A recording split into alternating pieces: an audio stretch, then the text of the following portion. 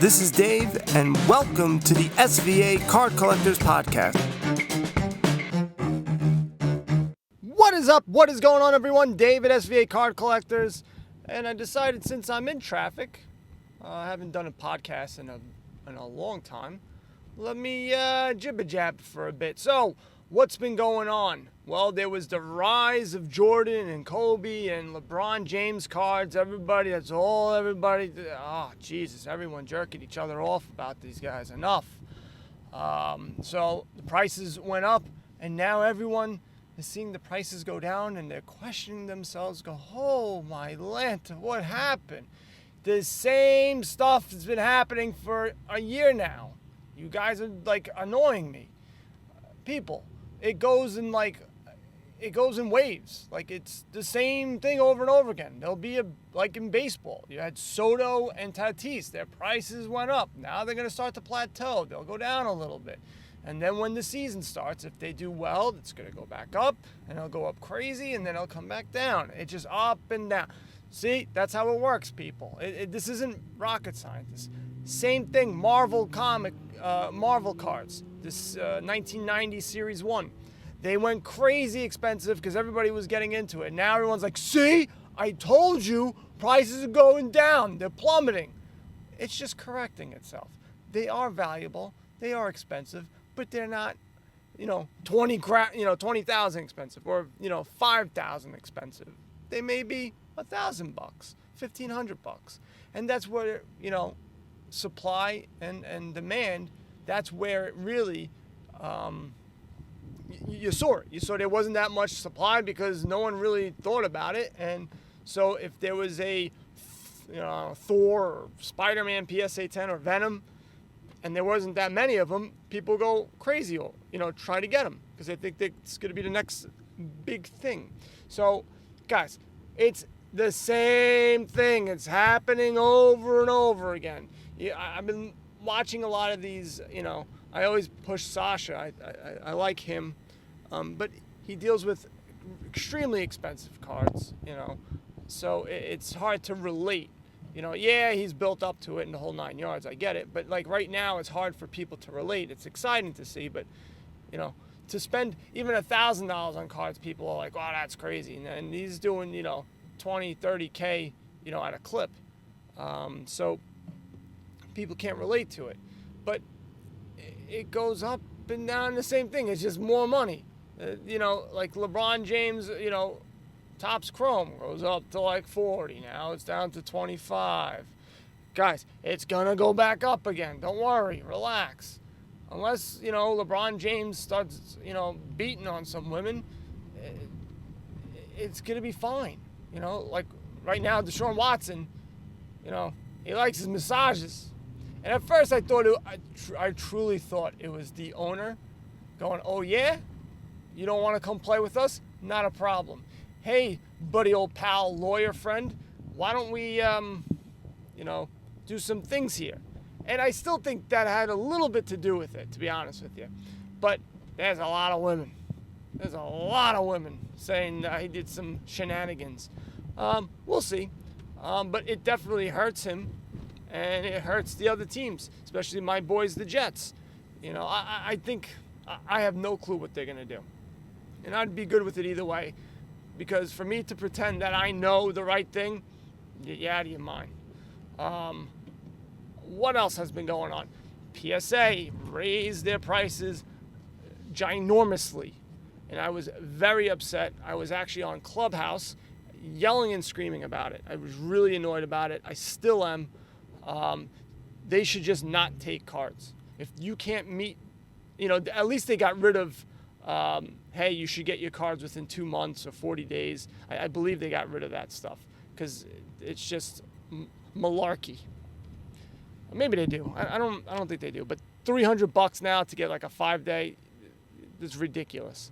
I think it's still $20, but you ain't getting those cards for 8 months. Insane.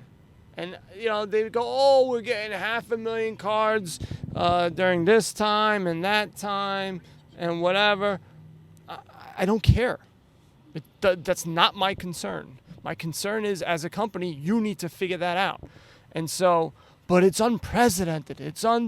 Then don't take cards. If you can't meet the demand, you can't provide the proper service, stop taking cards. Well, we're not going to do that. Then go F yourself. That's the way I feel. And I am praying to the graded card gods that CGC, HGA, every single goddamn acronym starts doing some good things and knocking these guys out. Because I have no love for them, because they don't care. He wrote a letter. Joe Orlando's like, yeah, it's unprecedented. I'm not going to make any, excuses. But, I figured, 6 months, everyone's been complaining for a year now. So I figure I'll throw a letter every 4 or 5 months, and that should be good enough.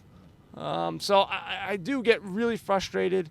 But I still got a ton of cards coming in from PSA. So it's like, it is what it is. I'm not sending anything else out unless it's almost too late for football. That's crazy. It's too late for football. You can't bring cards in to get graded for football because you're going to miss it. That's insane to me. That is stupid to me. And people go, well, that will, you shouldn't grade your base cards. People grading stupid stuff. Who cares what people are grading? That's none of your concern. That shouldn't be a reason why it takes so long. Well, because they're grading stupid cards. That's an asinine statement people make.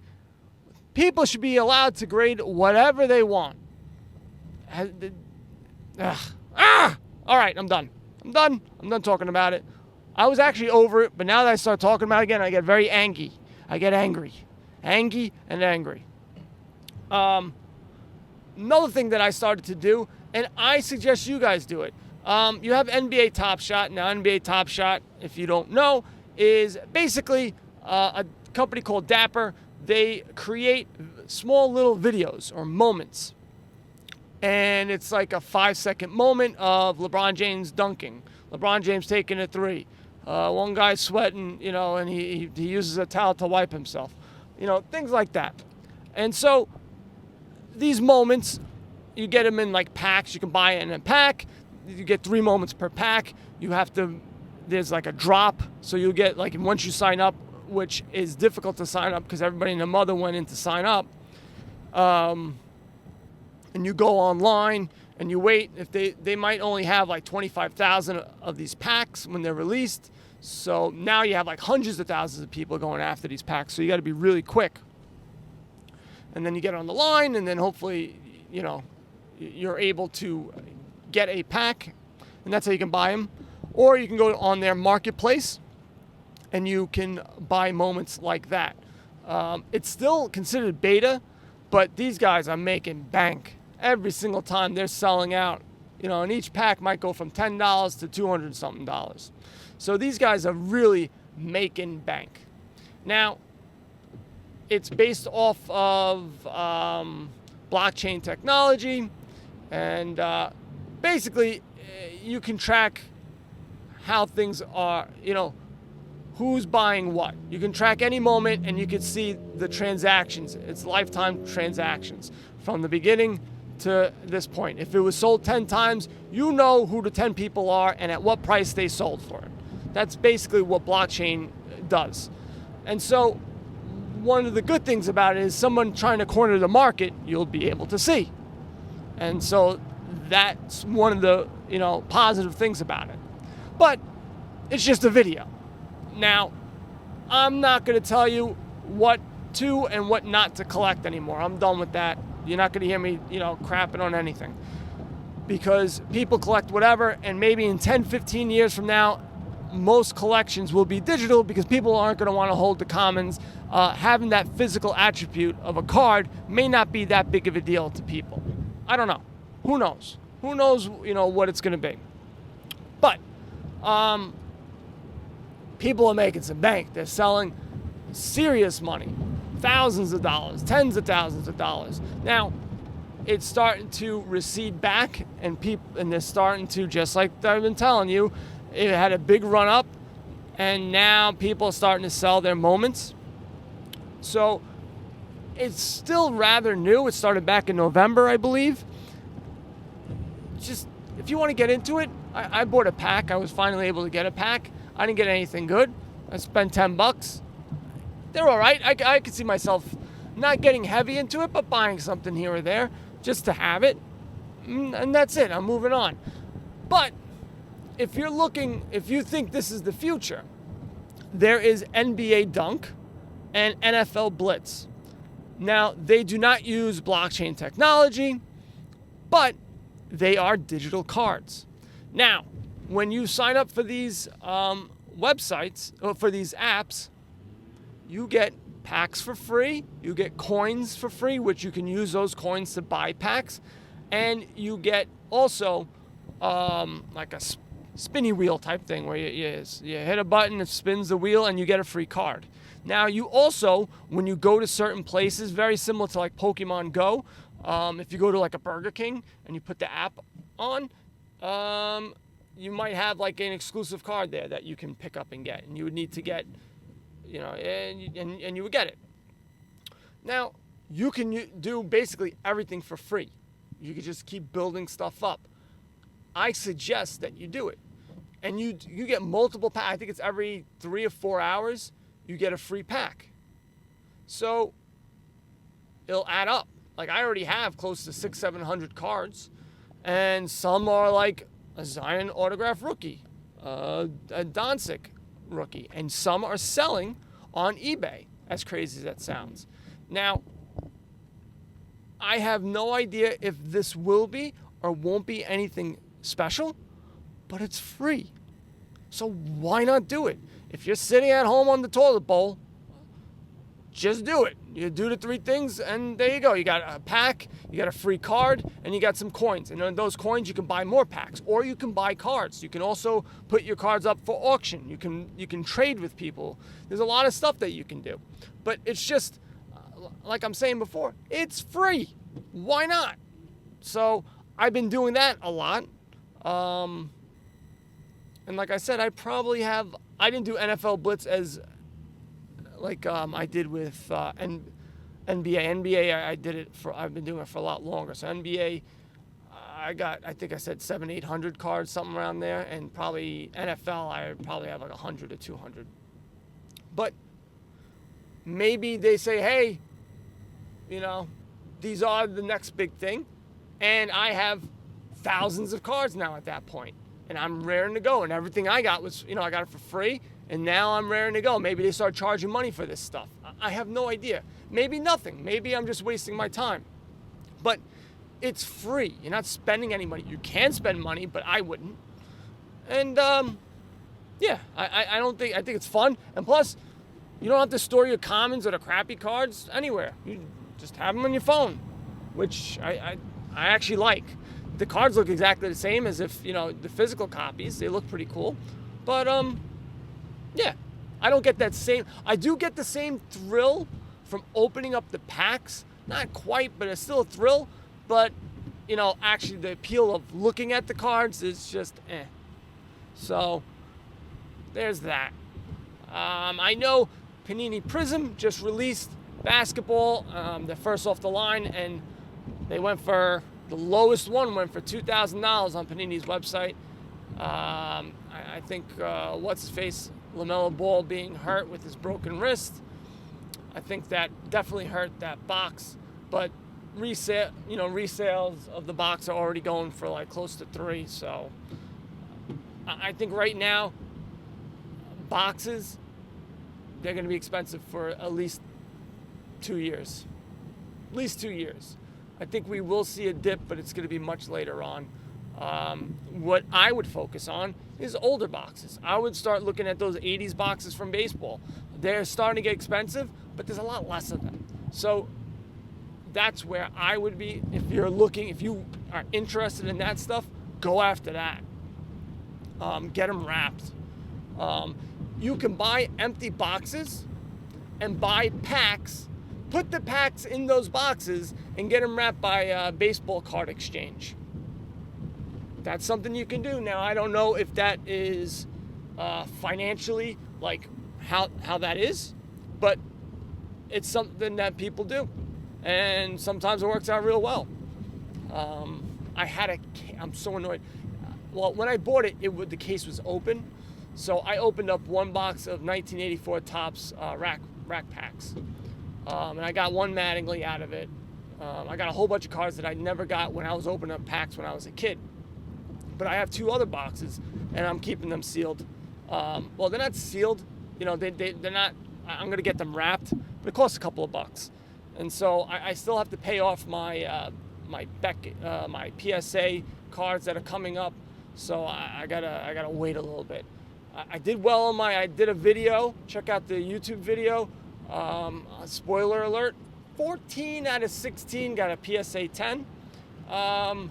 Somebody by the name of Steve said that because they were modern, it wasn't as cool. I still think it was a damn good thing, and I'm nervous because now I know the next bunch is not going to be that good, or not even close. It'll probably be like the opposite.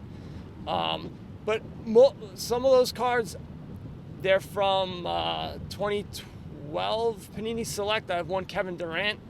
I hope that's a 10 because I really think that's the card that's going to do well in the playoffs.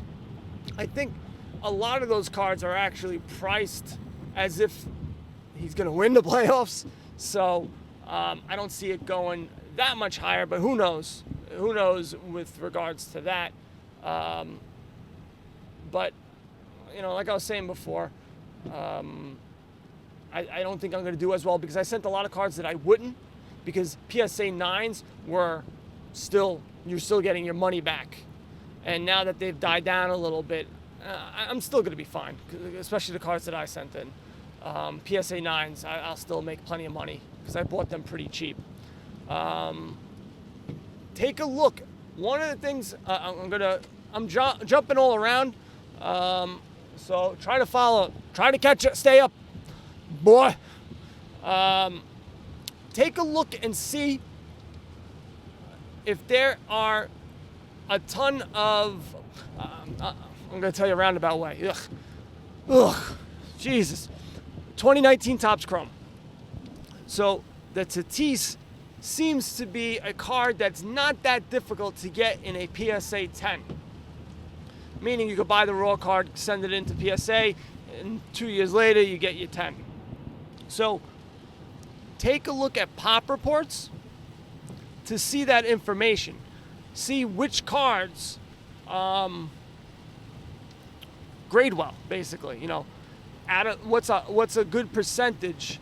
I think I don't know what's a good percentage because I'm thinking on the top of my head and spewing about this, but I'm thinking over 20% is a good indication that it's a good thick, stock of card, and the cards were made well, and there's not too many issues with regards to manufacturing defects and things like that.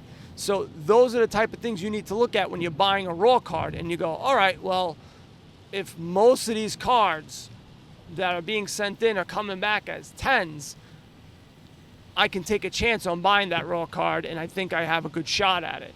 That's just another thing to look for when doing research. I know I went about talking about it in a whole roundabout way because it's just something that just popped in my head, but I do think it's a good thing to look for, and it's a way that you can buy some raw cards that maybe people are missing. So, and you can capitalize in 15 months when you get the card back in a 10, you'll be happy. Now, I also started to use Card Ladder, full disclosure. They say, hey, Dave, you're a good guy. Your Chrome is very nice, very good. And so they said, hey, here you go. So I took a look at it. They didn't say I have to, say anything about it, but it's the guy from the House of Cards and Cardboard Chronicles. Yes, I did make fun of his monotone voice, so I can't hide from that.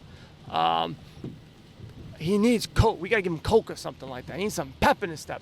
But I really do. They do stuff on Instagram. I really do enjoy both of them they know a ton about cards, and it's just they basically have seen the whole gamut. And I know, yeah, this year is a little bit different with COVID, but it doesn't seem like the rules. It's just going at higher. These waves are just going much higher than they typically do, but they're coming back down, and it's just the way the hobby business is. Hobby is. So these guys, they know what they're talking about. So I tried it out, and at first, I think it's $14.99 for the month, which is a way better price point than the Sports Card Investor $50 one. I know he's got a different one now. I don't keep up with it that much because, truthfully, for me, I don't spend enough that I think that this tool is worth the value, because I'm not spending hundreds of dollars a month. There are times when I am, but not all the time. If you're consistently buying and selling a couple of $100 a month, this tool you need. It's not even a question. And the reason why I'm saying it is it gives you so much data. I will not say data. Data is for bums. Data that it just gives it to you. It gives you, all right, so what's the pop report for it? Boom, right there. It tells you, hey, this is the average price right now that's going for. Here's the 3, 6 month, a year. What's the trend? All that information it gives you in a second. And it is invaluable, especially if you're trying to make quick decisions on certain things. I know a lot of times I have saved searches on certain cards, and some of them go pretty quickly if it's a good price. And that's the type of thing that Card Ladder is really good at. The one negative, there's a couple of negatives. Well, the one negative is they don't have a ton of cards in the system, and they are adding every single day. And what I will say is you can track your entire collection on there, which is something that I really like. I didn't think I would like it because I thought, oh, it's a pain in the ass, I got to put it in. But it wasn't that bad to put it in. It really wasn't. Now, if you don't have a card in their system, I don't know who they got. Maybe they got a little Mexican guy in there taking pictures and he starts writing down the stuff. Dude, you take one picture, they know immediately what the card is just by the picture. It fills out all the data. It says, all right, it's from 2014, Topps Chrome, this, that, whatever. Now, I was taking pictures of a PSA card. I don't know if it would figure it out if it was a raw card, which now as I'm talking, I'm going to try soon when I get back home. But I like the fact that it basically filled out everything, and you can also submit it to them. You would have to find out what the PSA pop is, and you also have to write an eBay query. So basically, what would you search on eBay for this card? And then you have to do a bunch of negatives because you have to take out, because everyone has the question marks and the 1 of 1, for a base card. I don't know how they even throw that in there, but you have to take all that nonsense out. So that becomes a little bit hairy, but what, I got to do your work? What are we doing? No, I actually don't mind doing that if it helps out, because if it makes it better and they're able to add a card that it can track that's in my collection, I'm for it. So I definitely, if you're spending $50, a month on cards, then no, I would not suggest on get it because it's too much money from your allotment. But even still, after a while, if you want to get more involved, I really suggest getting Card Ladder. I really did like it. I do like it.